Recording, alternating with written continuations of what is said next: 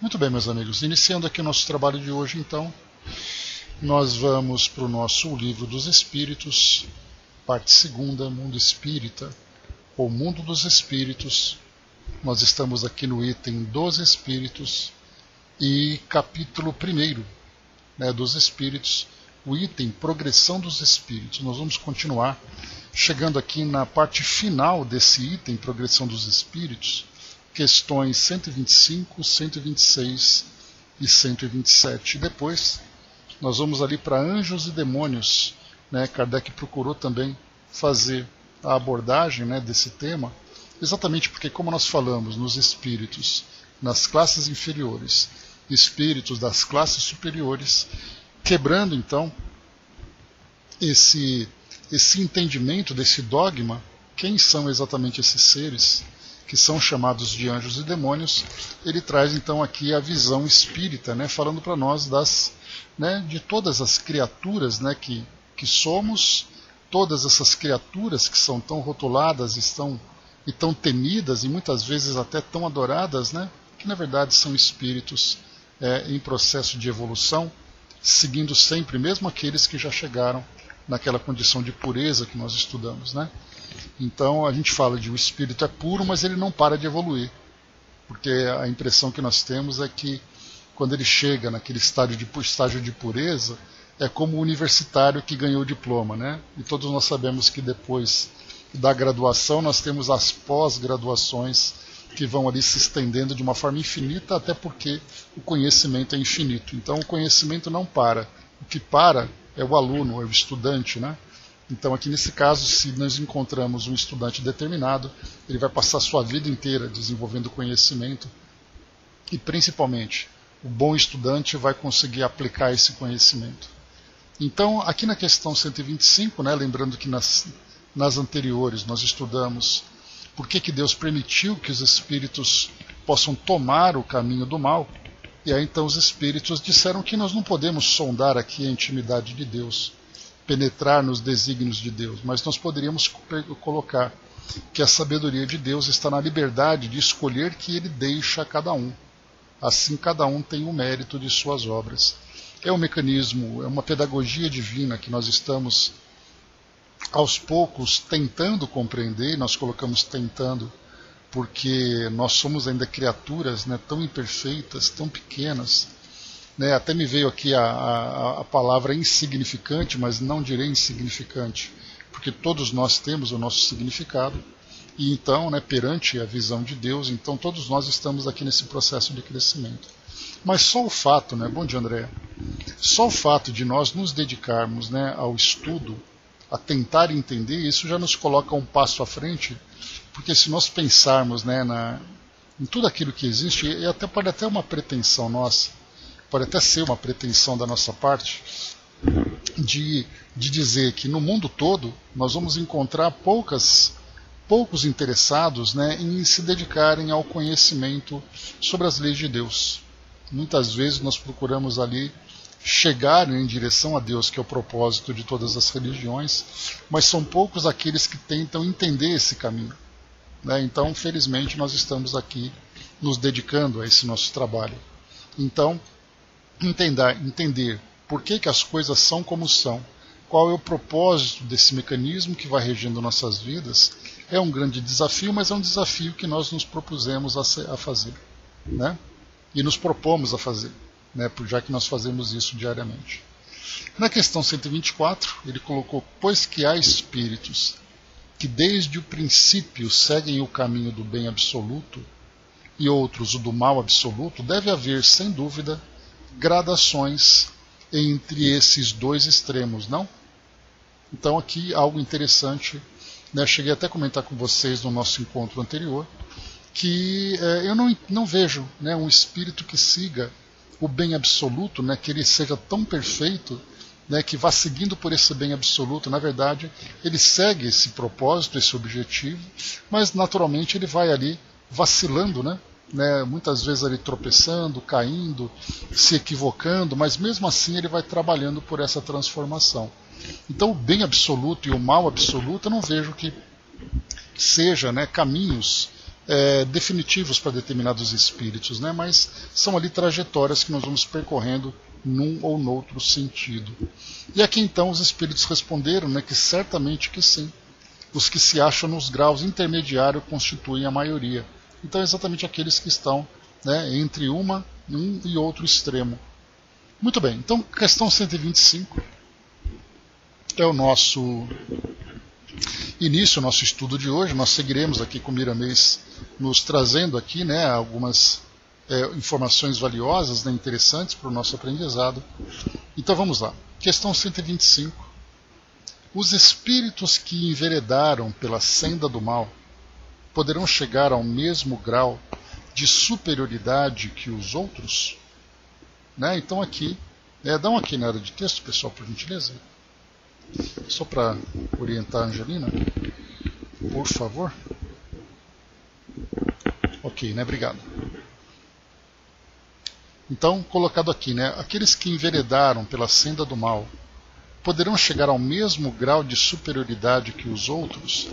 Aqui há uma pergunta curiosa que Kardec faz, né? Porque é como se nós pensássemos naquele aluno que ano a ano ele vai então se desenvolvendo nos seus estudos e passa de ano sem passar pela recuperação, por exemplo.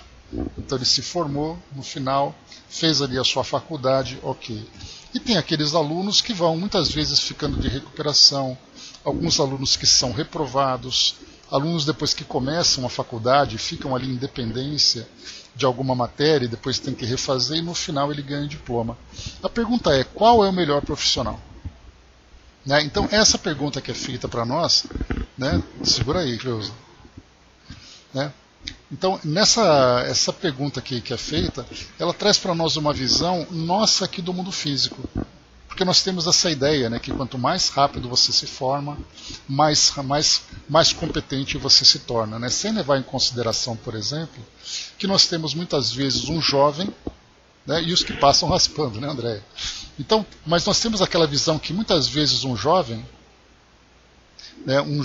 que é um bom aluno, é um aluno que tem ali um bom conhecimento, um aluno que tem uma boa memória, e ele passa rapidamente. Ele se forma, por exemplo, começa a faculdade aos 18 anos, 19, 20, 21 anos faz ali uma faculdade de 4 anos.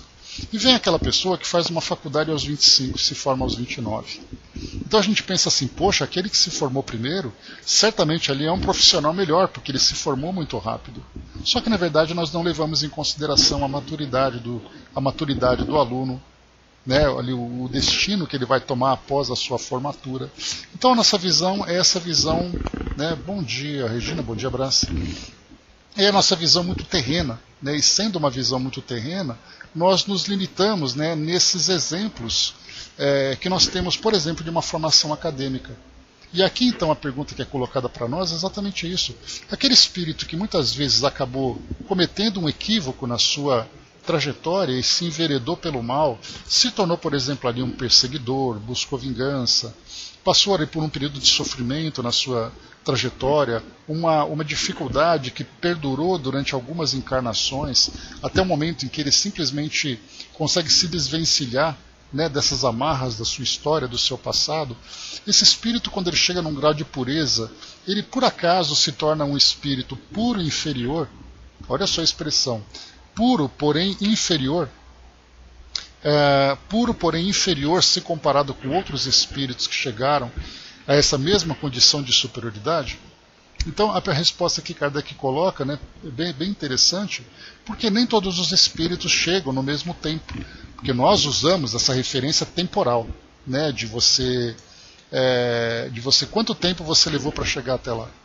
Né, exatamente, Brás, né, então tudo isso vai se desenvolvendo, vai evoluindo, né, e quanto mais o espírito consegue se fortalecer nessas bases, né, melhor será o trabalho que ele fará e maior será a proximidade que ele tem com o próprio Criador, com o próprio Deus.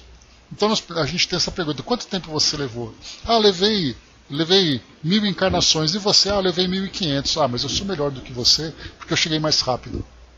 Exatamente porque nós utilizamos esse patamar, essa referência, aqui para o nosso mundo, do mundo físico, para chegar no mundo espiritual. Mas aqui coloca para nós então, veremos a partir dessa perspectiva, a partir desse exemplo, como é que nós podemos entender o mundo espiritual. Então aqueles que se enveredaram pela senda do mal, poderão chegar no mesmo grau de superioridade que os outros? A resposta dos espíritos, sim, mas as eternidades lhes serão mais longas. E Kardec faz uma observação a respeito dessa eternidade, que ela está em destaque nessa resposta. Então diz assim: por essas palavras, as eternidades, se deve entender a ideia que os espíritos inferiores fazem da perpetuidade de seus sofrimentos, cujo termo não lhes é dado ver, ideia que revive todas as vezes que sucumbe numa prova. Então aqui quer dizer, o espírito, na verdade, não é uma questão de tempo que ele demora, mas o tempo que ele demora é esse tempo de sofrimento para ele. Quanto mais ele se prende no seu atraso, quanto mais ele se prende nas suas imperfeições, mais ele sofre. E isso diz respeito a ele, porque não é uma competição para ver quem chega primeiro, né? Nós estamos sempre nessa ideia de competitividade, né, entre todos os indivíduos, né, e nessa competição a gente sempre fica assim: eu cheguei mais rápido, eu fiz primeiro, eu tenho preferência. E na verdade, no mundo espiritual, na verdade é uma experiência individual que cada espírito tem, e nessa individualidade é ele com ele mesmo. É o tempo que ele leva para ser feliz se comparado a ele próprio, e não se comparado aos outros.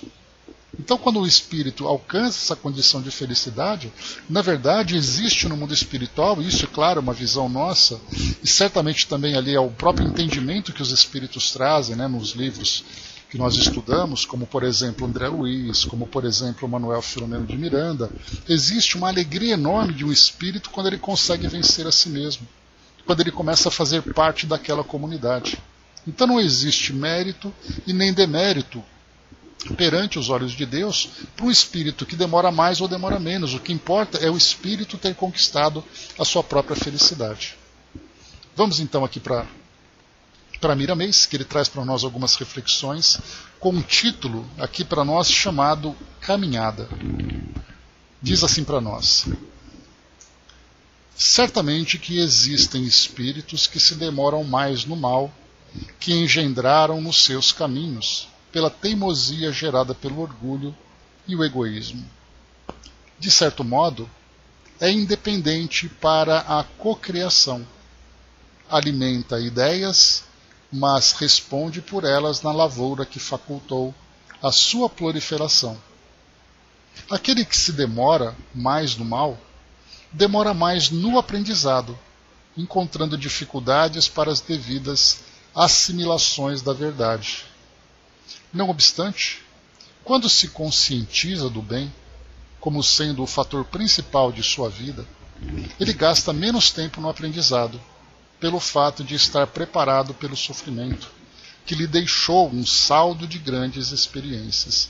Então aqui a gente tem esse detalhe importante, que as experiências, né, acabam, como coloca o Dr. Bezerra, que a gente já comentou, né, as experiências são adquiridas através, né, o conhecimento, na verdade, o conhecimento é adquirido através das experiências de tentativas, né, de erros e acertos. Né, as experiências são adquiridas através das tentativas de erros e acertos. Quando se fala então em tentativas de erros e acertos, certamente que nós aprendemos, mas saber que alguma coisa, né, e a gente lembra aquela estação do sentimento, se eu não me engano é o nome do livro, é colocado para nós o seguinte: nessa estação do sentimento diz assim para nós: só os ingênuos aprendem com os erros. Os arrogantes não aprendem nem com os próprios erros, e somente os sábios aprendem com os erros dos outros. Então essa é uma passagem muito importante, porque traz para nós 3 perspectivas no caminho que nós estamos percorrendo. Esses espíritos que não aprendem nem com os próprios erros, que são chamados dos arrogantes, a gente lembra que a arrogância nada mais é do que o resultado do orgulho e do egoísmo, que faz com que o indivíduo acredite-se, né, tão infalível, tão poderoso, tão senhor de si, tão independente, que ele acaba agindo por conta própria e acaba, nesse caminho, trazendo ali todo o sofrimento que acaba influenciando a sua trajetória. Certamente ele conquistou experiências, mas são experiências que ele não precisava ter vivido, porque só os sábios aprendem com os erros dos outros. Aqueles que são ingênuos, que aprendem só com os próprios erros, ou os arrogantes que nem aprendem com os próprios erros, são aqueles que os sábios observam. Percebendo, nós, por exemplo, olhando aqui para o nosso mundo, observando essa grande escola, né, e quando nós observamos, nós criamos uma visão muito mais depurada, uma visão muito mais refinada, pelo fato do Espiritismo ter lapidado, né, essa joia que nós estamos construindo dentro de nós. Então nós olhamos para o mundo hoje e nós vemos ali aqueles que se equivocam no caminho dos vícios, aqueles que se equivocam no caminho da violência, aqueles que se equivocam no caminho da vaidade. Então a gente vai observando as pessoas e o próprio mundo se torna para nós um laboratório de grande aprendizado. Só que para que nós possamos ver esse aprendizado no nosso mundo, é necessário que nós tenhamos essa visão mais depurada. Porque se o mundo hoje para nós é uma grande escola, ela só se torna uma escola se nós soubermos aprender. Porque o conhecimento está à nossa disposição. Observarmos o comportamento do mundo, as tendências que o mundo vai apresentando para nós, e nós começamos a analisar isso a partir da perspectiva espírita, certamente para nós é um grande aprendizado. Eu não preciso viver todos esses erros, todo esse sofrimento que o mundo infelizmente vai trazendo para nós hoje, porque eu tenho a capacidade de perceber que esse erro vai me trazer sofrimento. Então, se eu sei que aquilo vai me trazer sofrimento, por ter esse entendimento, por que eu vou viver essa experiência? Mas aqui é colocado para nós que aqueles que mesmo assim, no caso nós mesmos, né, que muitas vezes insistimos em erros que para nós eles não são tão claros assim. Às vezes nós erramos pela própria arrogância da nossa parte, que é aquele primeiro grupo que nós estudamos. Muitas vezes nós erramos pela ingenuidade, e infelizmente essa falta de maturidade espiritual nos leva a cometer esses equívocos pela nossa ingenuidade, de acreditar num mundo diferente, de acreditar num caminho diferente, de acreditar até mesmo numa felicidade diferente. E há aqueles que traz para a nossa sabedoria. Então, quando nós estamos presos nessa nossa visão limitada da nossa imaturidade, nós acabamos cometendo equívoco. Só que esse equívoco traz para nós uma lição que ela é rapidamente assimilada. E aí eu sei que se eu fizer isso novamente, eu vou sofrer, e é claro que eu não quero sofrer. Então por isso a gente tem que se dividir entre a arrogância e entre a ingenuidade. E a sabedoria vem como consequência do aprendizado que a gente vai adquirindo. E claro que essa sabedoria é a experiência adquirida e mais o conhecimento que acaba sendo também assimilado. Porque aí eu pego aquela experiência, transformo ela com o conhecimento que eu tenho em sabedoria, e essa sabedoria passa então a pautar nossas vidas. Então, por isso que o Miramês colocou para nós. Não obstante, apesar do erro, quando se conscientiza do bem como sendo o fator principal de sua vida, ele gasta menos tempo no aprendizado, pelo fato de estar preparado pelo sofrimento, que lhe deixou um saldo de grandes experiências.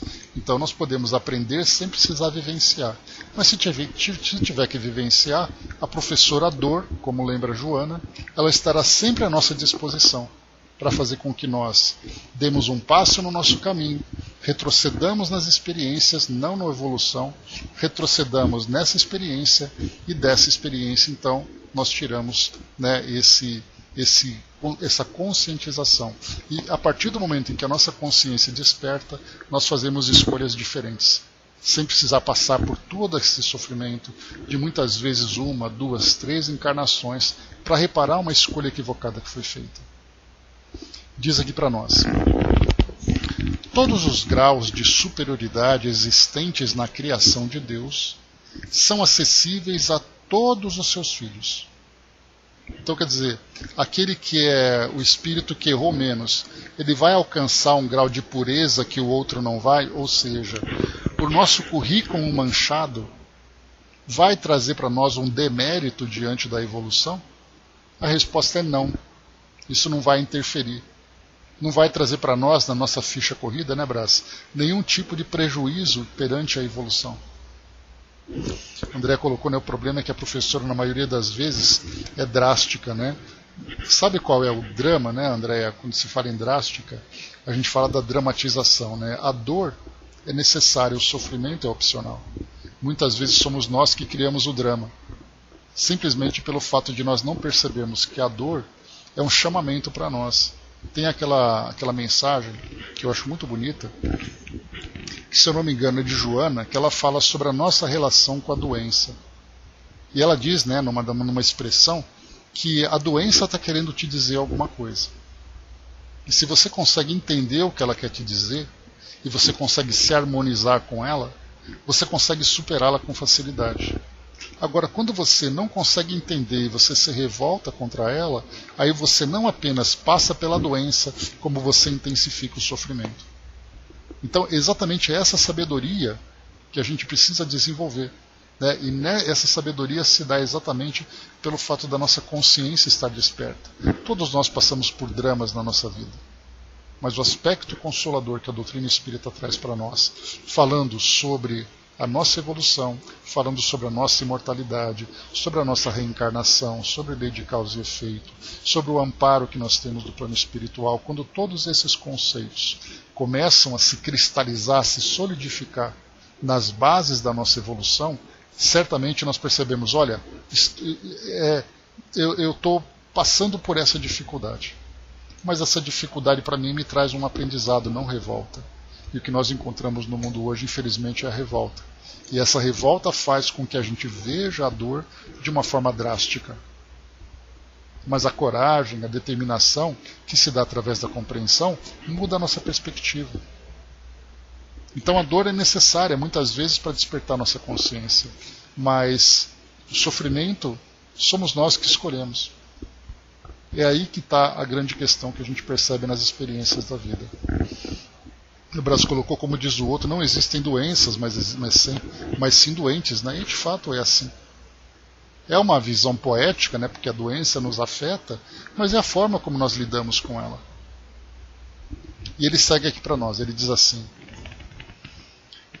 então todos, né, esses graus de superioridade existentes na criação são acessíveis a todos os seus filhos. Mal algum perturba a fisiologia da alma. Pode, de certo modo, desarmonizar seus corpos, mas nunca alterar a sua mais profunda constituição. E é interessante quando ele fala sobre a fisiologia da alma. Imaginemos que nós temos o nosso corpo físico, imaginemos o nosso corpo espiritual. O fato de nós nos enveredarmos muitas vezes por esse caminho do mal, por esse caminho da ignorância, como os espíritos já corrigiram Kardec, né? Mal não, o caminho da ignorância. Quando nós percebemos que nós seguimos por esse caminho da ignorância, isso não afeta, não causa em nós uma deficiência na alma. Não traz para nós uma deficiência espiritual. Traz para nós, sim, né, toda a desarmonização do nosso perispírito, que acaba refletindo no nosso corpo físico, altera o nosso psiquismo, mas o espírito em si, essa estrutura divina criada, que nos traz que permite que nós sejamos quem somos, nós não sofremos alteração. Por isso, então, conforme nós vamos evoluindo e trazendo de novo essa harmonização, nós alcançamos esse estado de pureza igual a todos os outros. Não trazemos cicatrizes, não trazemos deformidades, pelo fato de termos vivido experiências dolorosas. O melhor espírito que chega no plano espiritual e o pior espírito no plano espiritual, ambos trazem o mesmo princípio estrutural, digamos assim, do espírito. Mas esse princípio, né, ou na verdade essa estrutura, ela acaba sendo muitas vezes ali modificada, muitas vezes ali alterada pelas escolhas que a consciência, que esse princípio inteligente faz.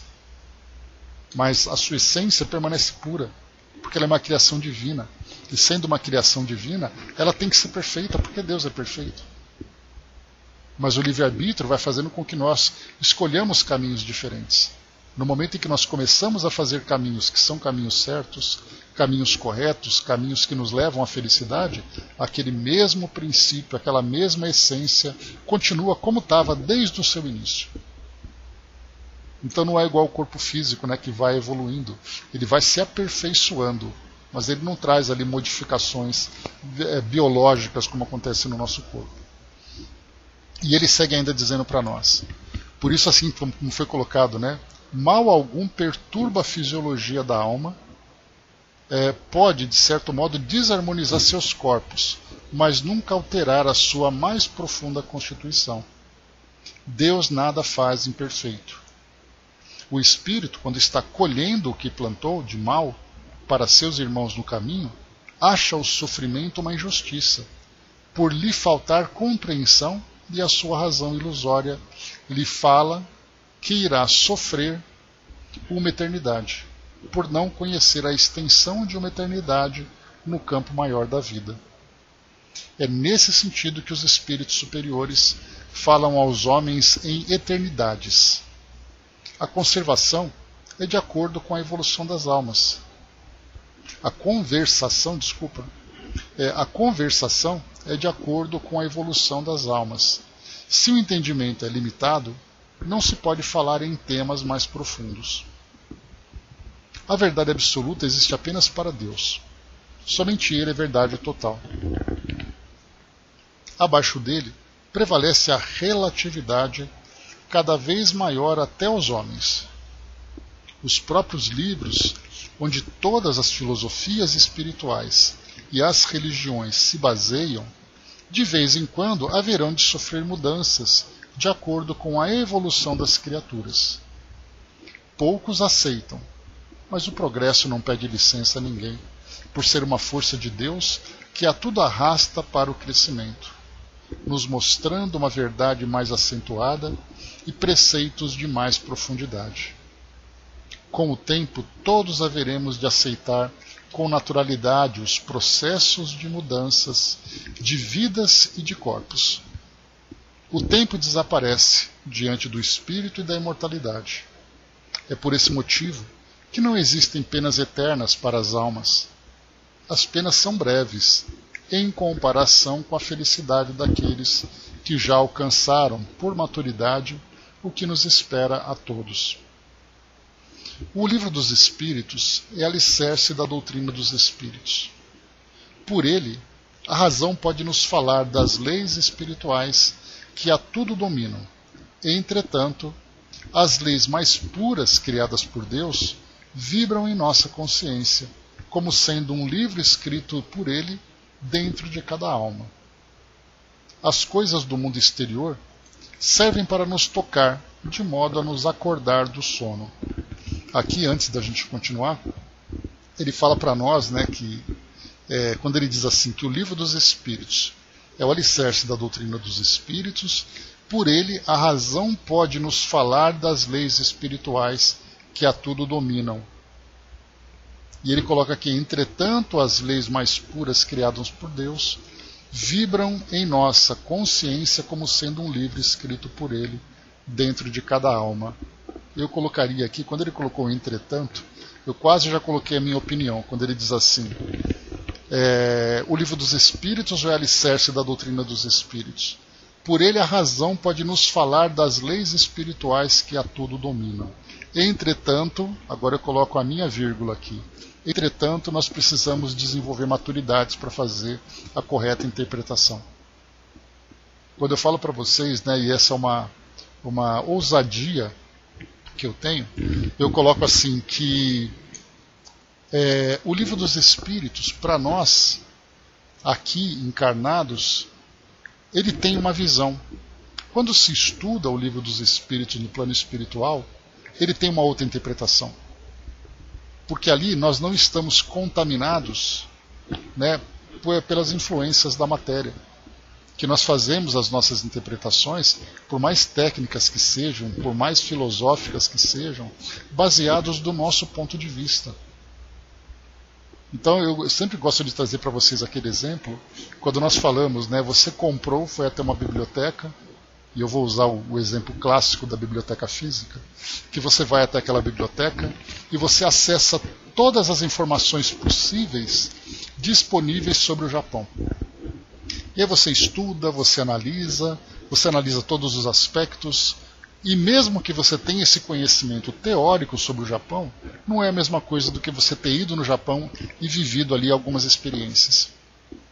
A mesma coisa acontece, o fato de nós lermos um livro que fala sobre o plano espiritual, que fala sobre a natureza espiritual, isso não quer dizer que nós consigamos nos ver como espíritos. Nós sabemos que somos, mas o corpo físico traz uma influência muito maior do que o entendimento sobre a nossa condição de espíritos. Até porque ele vai falar sobre a imortalidade, nós não conseguimos perceber isso. O nosso entendimento sobre mortalidade é muito mais forte do que de imortalidade, porque nós nascemos, vivemos e morremos fisicamente. E como a nossa mente não consegue ir além das nossas percepções sobre a realidade espiritual, sobre a nossa condição espiritual, as lembranças que nós já vivemos, as sensações que o espírito vivencia, o fato de nós não termos tudo isso claro na nossa mente mostra que o conhecimento pode ser teórico, mas a gente não tem essa compreensão. E isso porque nós estamos falando de nós que somos espíritas, que estudamos sobre essa realidade espiritual. Imaginemos se nós falarmos sobre aquilo que acontece no mundo todo, em que as pessoas estão completamente ignorantes com relação à sua condição de espíritos. E há aqueles, inclusive, para ter uma ideia, que são aqueles que trazem uma inteligência mais desenvolvida, pelo fato de terem ali uma capacidade de raciocínio maior, de serem mais inteligentes, de terem estudado mais. Esses indivíduos sequer se veem como espíritos. Acreditam que são apenas o corpo. E nós falamos das mentes mais brilhantes da humanidade, em termos de conhecimento científico, que dizem assim, olha, eu não acredito que exista espírito, e eu não acredito que haja alguma coisa além da vida material. Para nós, como dizia, né, Stephen Hawking, que foi ali uma das grandes mentes científicas, né, do nosso mundo contemporâneo, ele mesmo dizia, para mim, morreu, acabou. E eu acredito que o que sobrevive de nós é o resultado do nosso trabalho, das nossas escolhas, que fica gravada na memória das pessoas. Fora isso, você simplesmente deixa de existir. Perseverança, André. Fé na peruca aí. Então, quando nós falamos sobre essa questão de conhecer o mundo espiritual, depende muito do nosso ponto de vista. Imaginemos você estudar sobre a vida no mundo espiritual como um desencarnado, em que você lê sobre aquilo que você está fazendo, sobre aquilo que você vive. Agora imagine estudar o livro dos Espíritos como um espírito encarnado. Como a nossa visão é contaminada, como a nossa visão ela fica restrita pelo fato da nossa capacidade não ir além daquilo que os nossos sentidos podem perceber. Por isso que se fala sobre as leis espirituais, mas o nosso grau de compreensão sobre essas leis espirituais é um grau muito limitado. Limitado pela nossa própria condição, por mais perseverança que nós temos, por maior que seja a nossa sinceridade de aprendizado. E aqui então Miramês finaliza esse artigo dizendo: depois que os olhos do espírito se abrem, a consciência firma naquilo que podemos chamar a vontade de Deus. O tempo é o fator mais vivo para nos despertar para a realidade. Jesus é o mestre por excelência, por maturidade espiritual. Ele lê no seu livro interno o que o amor maior escreveu e legou para nós, o evangelho do seu coração, para despertar o evangelho dentro de nós. Essa é a verdade. Cada criatura salva a si mesmo, pelo conhecimento da verdade que existe em todos, sendo o Cristo nosso guia maior, que nos ajuda a conhecer a nós mesmos. Então ele finaliza com essas reflexões, porque ele vai colocar exatamente lá em cima, né, que as leis espirituais a tudo dominam, né, a razão que nos ensina sobre tudo isso. Mas as leis mais puras, criadas por Deus, vibram em nossa consciência como sendo um livro escrito por Ele dentro de cada alma. Só que para que nós possamos acessar esse livro dentro de nós, existe ali uma necessidade da nossa consciência perceber tudo isso. E falamos não apenas em termos de conhecimentos, conhecimentos intelectuais sobre tudo que diz respeito à condição de espírito, mas os valores que fazem com que o espírito evolua, com que o espírito cresça, e que o espírito é um ser em processo de evolução. Então essa conscientização depende muito, tanto que é assim que nós percebemos que o mundo hoje se encontra recheado de religiões. Religiões que satisfazem a todos os gostos e necessidades. E há aqueles que preferem não tê-las. Mas a gente percebe que as religiões trazem uma visão restrita. Porque depende dos seus dogmas, depende do seu entendimento, depende da sua própria relação com o mundo espiritual. Algumas religiões são religiões fundadas nos princípios humanos. Outras religiões abrem a consciência dos seus adeptos para esse entendimento sobre a realidade espiritual. Portanto, elas se tornam, de fato, escolas do espírito. Enquanto que outras se tornam instituições humanas. E essas religiões só serão capazes mesmo de despertar o espírito quando elas estiverem embasadas nessas verdades, que não depende dos homens, depende do mundo espiritual para trazer essa revelação. Por isso, então, esse caminho que é colocado para nós, Caminhada, que é o título desse artigo, mostra exatamente isso para nós, reforçando aqui essa questão 125. Se aqueles que se enveredaram pelo mal acabam tendo esse demérito quando chegarem à condição de superioridade. E a resposta que nós colocamos não é uma competição. E a essência desse ser espiritual, dessa criatura divina, ela não se altera pelo fato dele ter escolhido caminhos equivocados. Apenas fez o mau uso do livre-arbítrio e as experiências dolorosas, muitas vezes, o trouxeram de volta.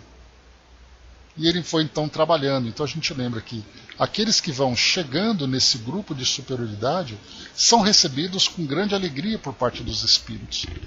Porque é aquele espírito que foi vencedor, mas o vencedor de si mesmo, o salvador de si mesmo, e não simplesmente pensar que quem são aqueles espíritos que viveram determinadas experiências, chegaram na frente ou demoraram para chegar.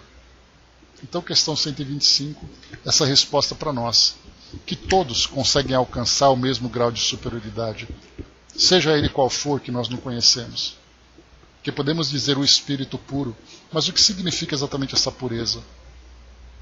Já que todos nós vivemos aqui num mundo de tantas imperfeições, por mais que encontremos aqueles espíritos já depurados, aqui entre nós, ou mais depurados entre nós, porque aquilo que esses espíritos trazem em termos de evolução é uma evolução se comparado conosco aqui do mundo físico. Porque se comparado com mundos mais elevados, esses espíritos ainda são muito imperfeitos. Então a cada dia a gente vai alcançando um novo grau de conhecimento e de entendimento, a partir do momento em que a nossa consciência desperta. Questão 126, vamos avançando mais uma. Chegados, é interessante que Kardec vai insistindo aqui, construindo essa nossa visão sobre a realidade espiritual. Chegados ao mesmo grau de perfeição, os espíritos que andaram pelo caminho do mal têm aos olhos de Deus menos mérito do que os outros? E que praticamente poderia ser, em vez de ser uma questão 126, poderia ser uma questão 125A. Porque seria ali praticamente um complemento.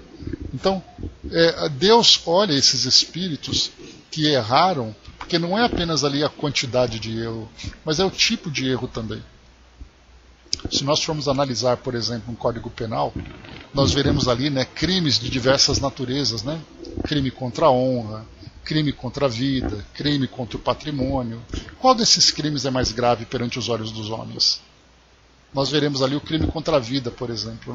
E aos olhos de Deus, se nós pensarmos assim, quais são os caminhos mais imperfeitos que o espírito pode seguir? Será que por acaso ele perde algum crédito aos olhos de Deus pelo fato de ter praticado aquele tipo de ato? Bom dia, professor. Então, aos olhos de Deus, aqueles que chegaram a esse grau supremo, mas que passaram por esse caminho do equívoco, tem algum demérito? A resposta: Deus olha de igual maneira para todos os que se transviaram e para os outros, e a todos ama com o mesmo coração. Aqueles são chamados maus porque sucumbiram. Antes não eram mais do que simples espíritos. Então, na verdade, esses maus, ou que nós podemos entender maus não, ignorantes, são vistos da mesma forma, são vistos da mesma maneira perante ali os olhos de Deus, né? Ou com o mesmo coração. Então a gente coloca olhos de Deus, o coração de Deus, né? Ou seja, nós para entendermos os sentimentos e as percepções de Deus, nós colocamos ali algumas condições humanas, como se Deus tivesse olhos e coração.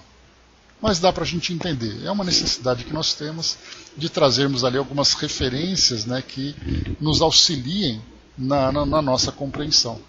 Mas de qualquer forma, não são essas imperfeições, porque na verdade nós vamos lembrar, não existe uma competição. E essa vaidade que existe no mundo material, dizendo que eu cheguei mais rápido que você, eu comecei antes de você, eu errei menos que você, é algo que espiritualmente não é considerado. Isso é apenas ali uma referência humana. Questão 127, vamos a ela, que é a última questão desse item. Eu nem vou me aprofundar muito aqui na questão 126, analisando com Miramês aquilo que ele colocou, porque praticamente é tudo aquilo que a gente conversou até agora. Né? Então, assim, o princípio espiritual em si, ele acaba não sofrendo nenhum tipo de deformação, como nós imaginamos, né? Ou seja, o corpo espiritual, não falamos de perispírito, mas o corpo espiritual, ele não sofre nenhuma alteração pelo fato do espírito ter se equivocado no uso do seu livre-arbítrio. Questão 127, então. Os espíritos são criados iguais quanto às faculdades intelectuais? Então aqui agora Kardec volta à criação, né? Antes ele falava sobre a superioridade, ele falava sobre a evolução e tudo mais. Então, quanto às faculdades intelectuais, espíritos são criados mais ou menos inteligentes? Inclusive nós já trouxemos isso no nosso encontro passado, ao estudarmos essa mesma questão, a respeito dos atributos de cada indivíduo.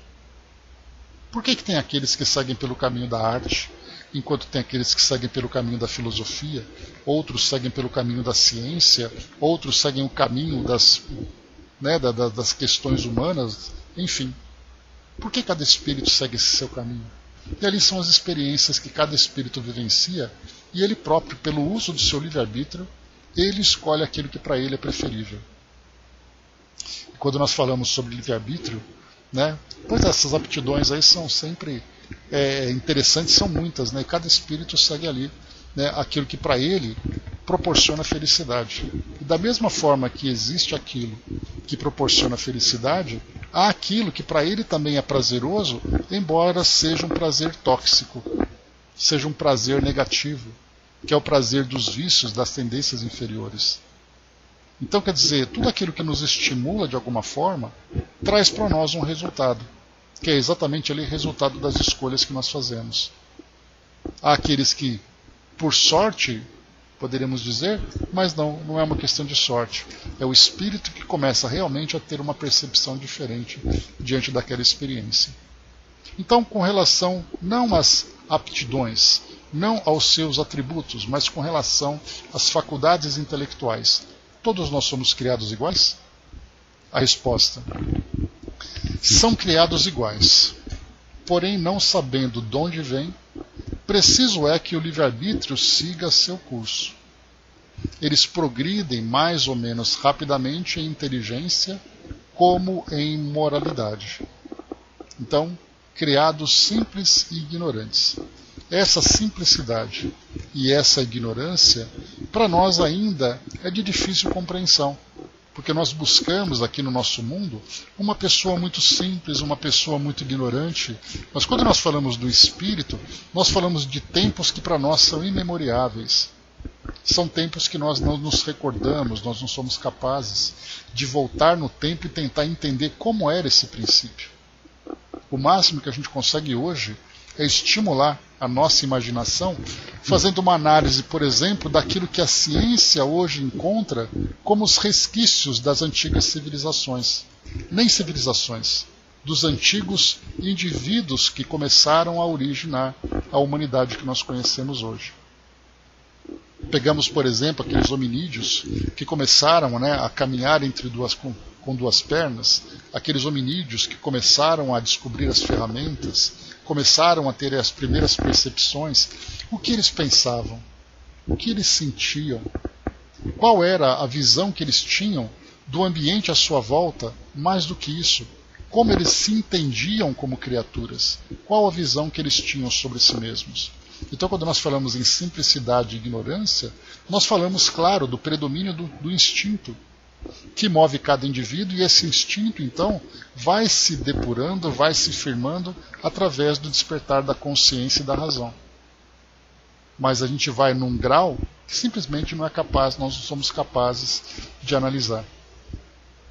Eu me recordo, né, conversando com os alunos sobre sociologia, a gente falava exatamente sobre o nosso modo de pensar, o nosso modo de ser, né, a questão da senciência, né, ou seja, ter a consciência de si mesmo. E aí eu dei o exemplo de um cachorro, né, às vezes você pega assim, para quem tem gato, para quem tem cachorro, para quem tem animal de estimação, ou mesmo é capaz ali de observar os animais na natureza. Então muitas vezes a gente vê a Rita aqui em casa, né, a nossa Shih Tzu, que ela está parada assim olhando para o tempo. Ela dá aquela olhadinha, aquela piscadinha maruta com sono. Aí olha para um lado, ouve um barulho, olha para lá, olha para cá. E a grande pergunta que a gente fazia é: o que será que ela está pensando? Porque realmente é um grande enigma para nós. O que será que o animal pensa naquele momento? Quais são ali, a partir dos estímulos que ele recebe? Porque quando algo chama atenção, é natural que nós tenhamos ali o que ele está pensando. Na verdade, ele está curioso para descobrir o que é. Mas naquele momento de silêncio, de tranquilidade, aí às vezes ela fica parada assim, olhando para o nada, dá aquele suspiro e a gente fala: o que será que ela está pensando nesse momento? Ali nós vemos uma consciência despertando. E, portanto, essa consciência ela traz, né? Pois é, mas às vezes não tem nada, viu, André? Assim, aquele momento quieto, como acontece, né? Às vezes o cachorro está na garagem deitado, está na varanda deitado, aí ele fica parado olhando para o tempo, e você fica assim: o que será que ele está pensando? Porque quando você fala de um humano, esse humano pode estar pensando nos seus problemas, saudade de alguma coisa, pensando em alguma coisa, projetando alguma coisa para o seu futuro, pensando em alguma bobagem, qualquer coisa que nós mesmos experimentamos. Mas e os animais? Então aquela consciência que está sendo elaborada, que está sendo desperta, pois é, Hermes, até isso a gente se pergunta: será que ela tem memória? Claro que tem. Porque ela sabe exatamente onde buscar o brinquedo, ela sabe exatamente como pedir comida, mas naquele momento que ela está pensando em quê? Então, isso tudo é bem interessante porque chama a nossa atenção a respeito da consciência dos seres primitivos. E nós estudamos isso lá com André Luiz, no Evolução em Dois Mundos, porque ele foi falando para nós sobre o desenvolvimento do pensamento.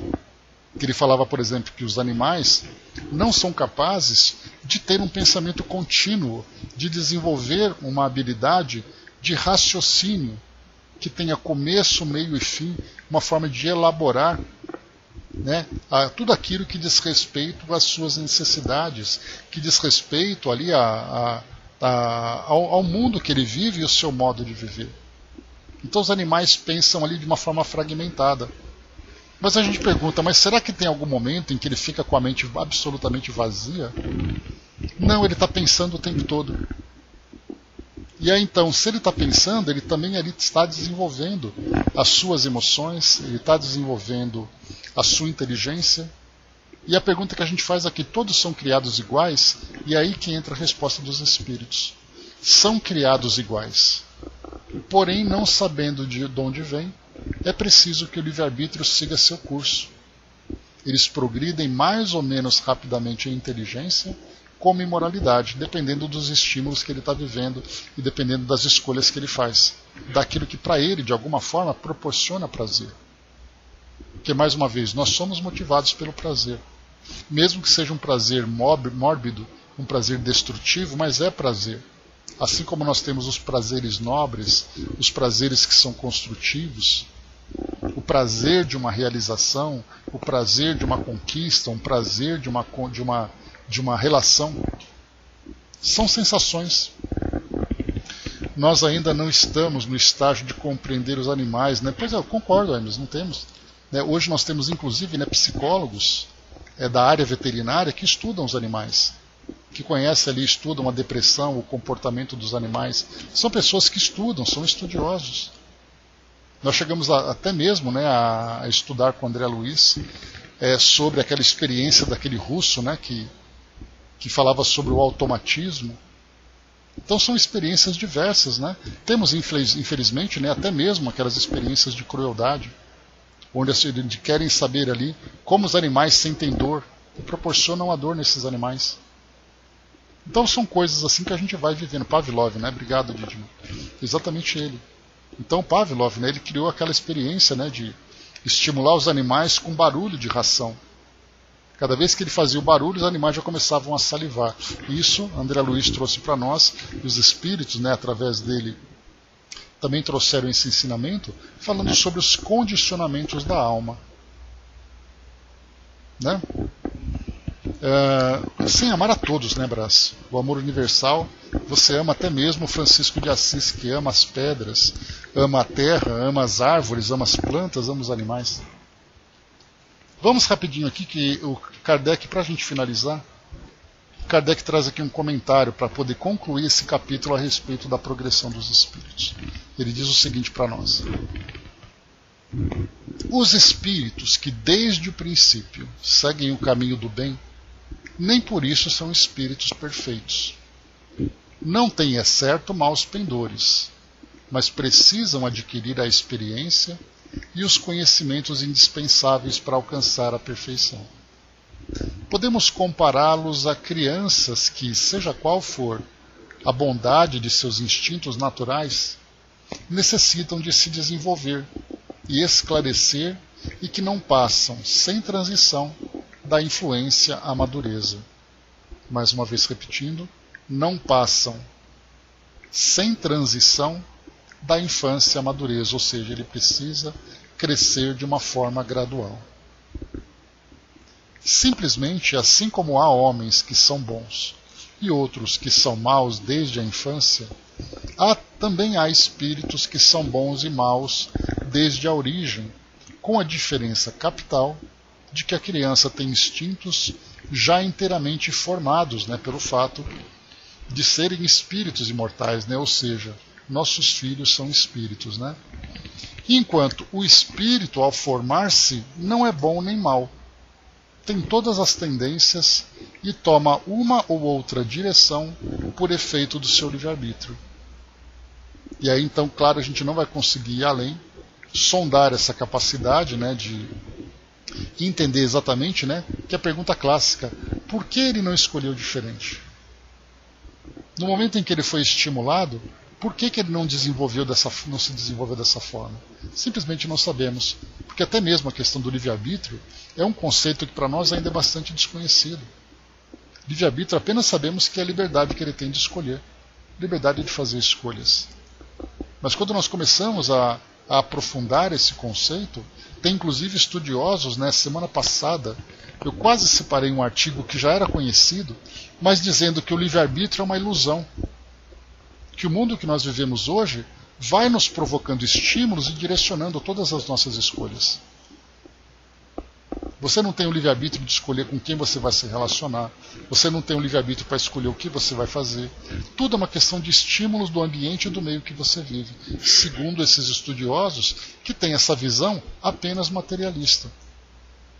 Então, até mesmo hoje, as nossas ciências, as neurociências, as ciências do comportamento, vão procurando ali respostas a respeito dessa nossa capacidade de fazer escolhas. Por que sentimos dessa ou dessa forma? Por que nos comportamos dessa ou daquela forma? Então o livre-arbítrio, assim como o afeto, assim como qualquer outro sentimento e emoções, também são temas de estudos. que, claro, mais uma vez, são estudos baseados na nossa visão terrena. E sendo a nossa visão terrena limitada, nós teremos naturalmente uma interpretação limitada, porque eu analiso o indivíduo agora, porque ele se comporta assim.